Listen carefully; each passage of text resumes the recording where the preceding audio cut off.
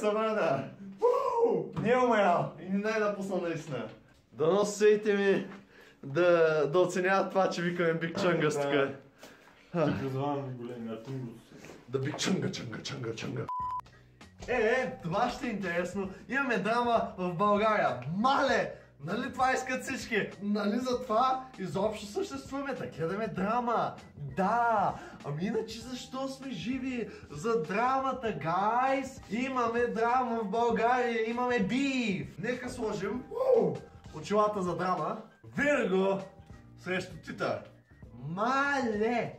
Какъв биф? Ще се изядат! Дали някой някой ще ни направи проблем?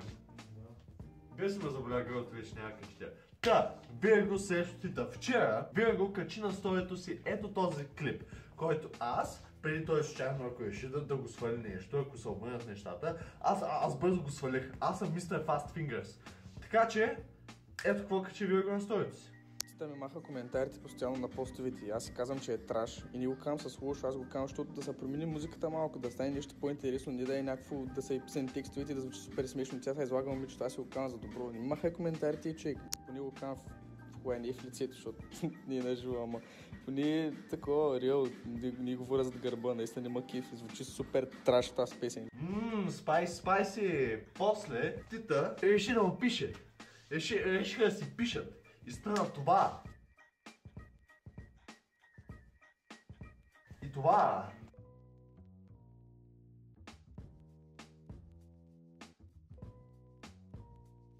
Вирго мисли, че Тита е траш, че Тита не струва. Тита няма текст, няма глас. Също не знам, даже не обърнах толкова много внимание. Просто се зарадвах, че всъщност бега обществото. Има драма, странно ми. Човек, мисля, че и двамата са по-малки от мене. Не, глупости, Вирго е по-голям със сигурност. Но са почна моята възраст и ми е странно. Май остарявам. Никей, ние остаряваме ли? Не. Естествено, че не остаряваме.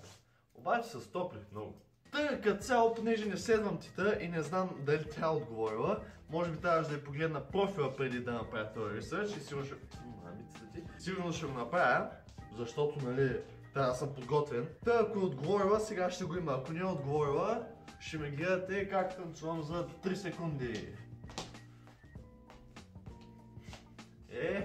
Отговорила ли беше или не? Никой не знае. Но за сега само това са новините по драмата Тита срещу Вирго. Ако има нещо ново, аз първо ще го съобщя. Да, защото нали за това живеем. Това е нашето общество, за драмата.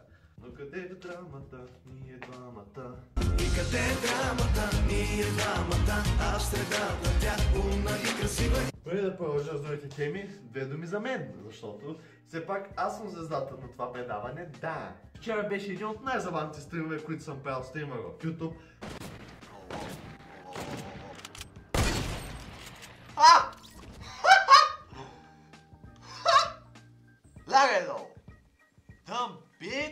На моя канал играхме Fortnite, играхме с Skybari, играх соло, говорихме си и като цяло беше адски забавно. Гледахме само от 8 до 10 човека, но нямаше значение, защото всеки пишеше по нещо, всеки ме питаше въпроси, говорихме си и беше адски забавно и като цяло това е смисъла на стримването. Аз съм наживо и вие да можете наживо да ме питате някакви неща и да си говорим, да общуваме, да имаме връзка. Така че ако някой желая да ми гледа стримовете, може би до вечера, защото този клип ще е качен някъде предполагам към 4 часа, до вечера може да стримам пак, не съм сигурен, но ако стримам, всички сте добре дошли, да ми кажете здрасти, да ме питате нещо, каквото искате, но стига за мен. PewDiePie срещу T-Series, помните ли го? Помните ли битката, войната? Всъщност тя не е свършила. Всички ние бяхме много заслепени от примитивната ни победа и не видяхме как T-Series се промъква зад нас и се опитва да отнеме номер 1 място под носа ни. Ето колко е близо в момента. Разликата е 150 хиляди. Ей толкова е. До тъй дена може да се е стопила до 0. И PewDiePie вече да не е най-сабскрайбнатия канал. Така че който не е, subscribe to PewDiePie right now. Виждате ли го това? Какво пише тук? Ръководство за самоподготовка по физика. Минаха! Май не съм сигурен. Вчера бях на изпит. вчера ми беше първия изпит изобщо от студентския ми живот. И мисля, че мина много добре. За мен мина прекрасно.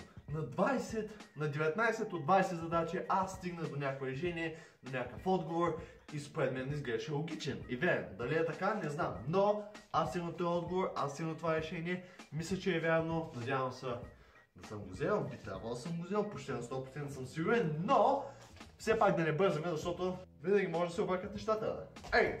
Мисля, че това беше всичко за днес. Както казах, ако има някакви новини по драмата, мале, повярвайте ми, аз ще съм първи. Знаете ли защо? Защото от това нещо ми е интересно и може да се вие гледане. Защото сега ще го кликбейтна. Кой ще победи? Вирго или Тита? Аз предлагам всичко да се реши в игра на шах. Ако искате, аз съм съдия персонално. Ще взема шаха на дядо ми, сядаме на една маса тук под общаците и играете шах. Който би взема титлата най-голям шахаджия. Да. Така че ако сте съгласни, за игра на шах, тук под общаците на маса с два студентски стола, само кажете. Да, мерси много, че гледахте. Надявам се да ви харесва този клип. Ако е така, няма да направите нищо. Ей, но искам всъщност да коментирате, да ми кажете какво мислите, да ми кажете теми, на които искате да говоря, да ми кажете как сте, какво правите. И спокойно, за Пламбо, който каза, че извикал Биг Чънгъс и трябва да се крие от него, защото е много агресивен. Мисля как да го прогоним, спокойно, не се притеснявай, ще го измислим. Отново ме ще гледахте и ще се видим много скоро. Утре или в други. Чао, хора.